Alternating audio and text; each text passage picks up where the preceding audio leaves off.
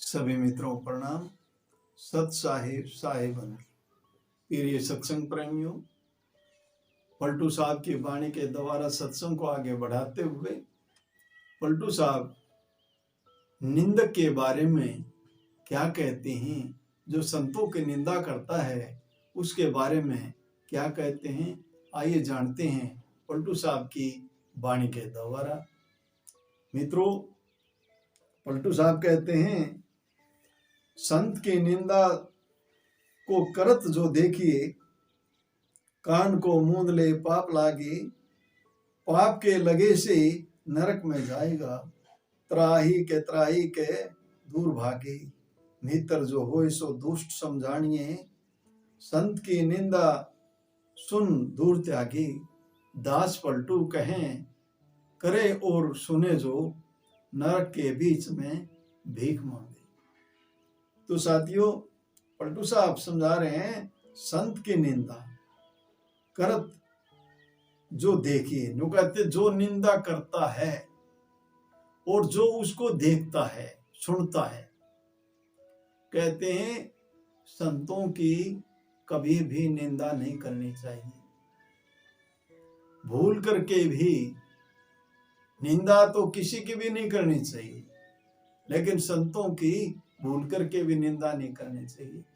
और जो निंदा को सुन रहा है, जो निंदा को वहां बैठ करके सुन रहा है, उसमें उसका रस ले रहा है, कहते हैं कान को मूंद ले पाप लागे। कहते हैं पलटू साहब, संतों की निंदा मत सुने, सुनने से भी पाप लगेगा। जब सुनने से पाप लगेगा तो करने वाले का क्या हाल होगा। कहते हैं फिर आगे, पाप कान को मूंद ले पाप लागे, पाप के लगे से नरक में जाएगा, त्राही के दूर भागे। कहते साहब, संतों की निंदा सुनने से नरक में जाएगा, फिर बाद जब नरक में जाएगा फिर त्राही करे। साहब कहने का मतलब उनका ये है कि भाई संतों की निंदा बिल्कुल नहीं सुननी चाहिए, उसके सुनने से पाप लगेगा और फिर नरक में जाएगा। नरक में जाएगा तो नरक को भोगेगा, और नरक में भोगेगा तो फिर पछतावा होगा, दुखी होगा। तो कहते हैं मित्र जो होए तो दुष्ट समझानिए। कहते हैं अगर तुम्हारा मित्र भी हो, अगर वो संतों की निंदा करता है तो उसको मित्र नहीं, उसको दुष्ट समझानिए, उसको दुश्मन है, वो दोस्त नहीं है, वो तो दुश्मन के समान है। संत की निंदा सुन दूर त्यागे।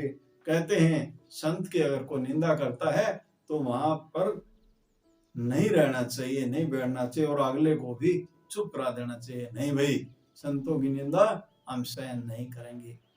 फिर कहते हैं, दास पलटू कहें करे और सुने जो। कहते जो निंदा करता है और जो सुनता है, नरक के बीच में भीख मांगे। कहते ऐसे जीव तो नरक के बीच में भीख मांगेंगे। देख निंदक कहें करे प्रणाम में, धन्य महाराज तुम भक्ति धोया, कहाँ निस्तार तुम आई संसार में, भगत के मैल बिन नाम दाम खोया। भयो प्रसिद्ध प्रताप से आपके, सकल संसार तुम सुजस बोया। दास पलटू कहे निंदक के मुँह से, भया आकाश में बहुत रोया। आगे साहब कहते हैं, जो निंदक है, देख निंदक कहें करो प्रणाम में। कहते ऐसे, पलटू साहब कहते ऐसे निंदक को तो हम प्रणाम करते हैं। क्यों प्रणाम करते हैं?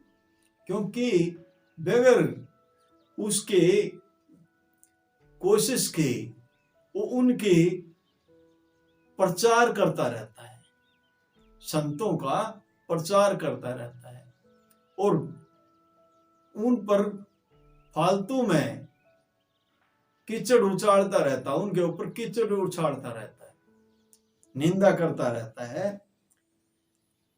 कहते हैं धन्य महाराज तुम भक्ति धोया। कहते हैं ऐसे निंदक को तो धन्य है। परंतु संत जो हैं इतने सरल स्वभाव के होते हैं, इतने सबको माफ करते हैं। कहते हैं धन्य महाराज तुम भक्ति धोया।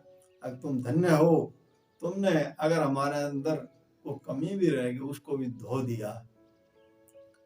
कहाँ निस्तार तुम आई संसार में, भगत के मैल बिन दाम खोया।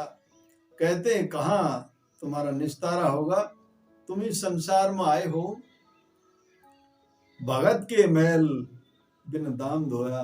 कहते बिना निंदक का काम होता है, उसको कुछ मिलता नहीं है, उसको कुछ पैसा नहीं मिलता, कोई भी यश अपयश कुछ नहीं मिलता, लेकिन बगैर उसके लगा रहेगा निंदा करने।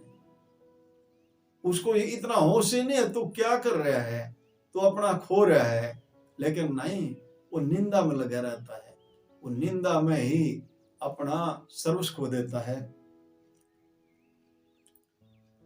कहते हैं भयो प्रसिद्ध प्रताप से आपके।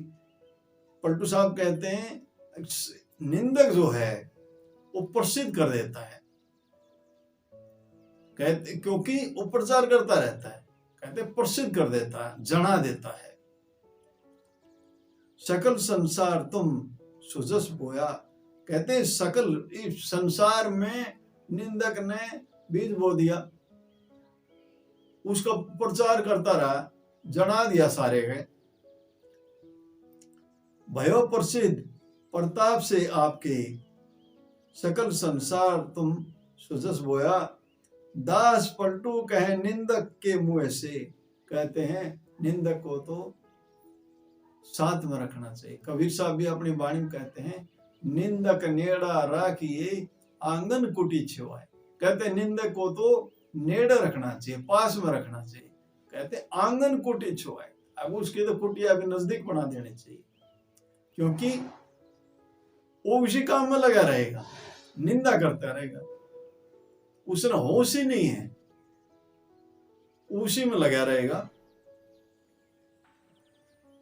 दास पलटू का निंद के मुंह से भया आकाश में बहुत रोया। पलटू साहब कहते हैं अगर निंदक के मरने से संतों का आकाज होता है। कहते हैं हम तो ऐसे निंदक के मरने से हम तो रोते हैं, दुखी होते हैं। तो साथियों, पलटू साहब ने निंदा के बारे में समझाया है। निंदा किसी की भी नहीं करनी चाहिए, संतों की तो करनी नहीं चाहिए, किसी की भी निंदा नहीं करनी चाहिए। तुम अपने समय को व्यर्थ गवा रहे हो, उस समय का सदुपयोग कर सकता है, उस समय में बहुत सारे काम कर सकता है, लेकिन उस समय में निंदा में निकाल देता है, बेहोशी में है, होश नहीं है, उसको यही नहीं पता तो क्या कर रहा है, तो अपना आकाश कर रहा है, तो दूसरे के लिए खड्डा खोद रहा है, लेकिन दूसरे के लिए नहीं, तो स्वयं अपने लिए खड्डा खोद रहा है। एक न एक दिन तुम्हें स्वयं उसमें गिरना होगा, इसलिए निंदा से बचकर रहना चाहिए। साथियों, आज पलटू साहब की वाणी के द्वारा निंदक के बारे में समझा। इन्हीं शब्दों के साथ वाणी को विराम देता हूँ। बोलो साधु सत साहिब, बोलो साधु सत साहिब।